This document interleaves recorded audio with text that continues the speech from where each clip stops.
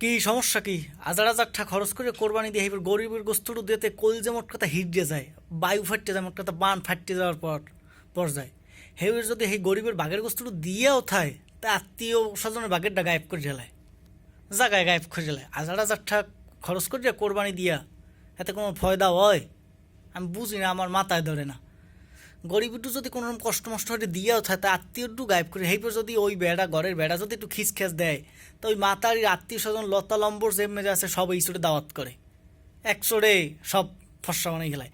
আর ওই বেড়ার আত্মীয় স্বজন, ওই ঘরের ওই আত্মীয় স্বজন, ওই বেড়ার বাগনিয়া বগনিয়া যে মেজে আছে বুন বেকার, হ্যার কোনো খোঁজখবর রাহে না। আর ওই ঘরের মাথায় যদি একটু চালাক হইয়ে থাকে, তার আত্মীয় স্বজন লতা লম্বর আনাছে কানাছে এই হুবো তো যেটা তো খেড়া খেড়া তো যা আছে সব একশোরে এই ছোটে দাওয়াতে কোরবানির গোস্ত দিয়ে একশোরে হারিয়ে দেয়। কিন্তু ওই বেড়ার আত্মীয় স্বজনের কোনো নামগন্ধ নাই, শেষ কেল্লা ফতে। এই অবস্থা, কোরবানির অবস্থা হইলে চলে, এইরকম চলে।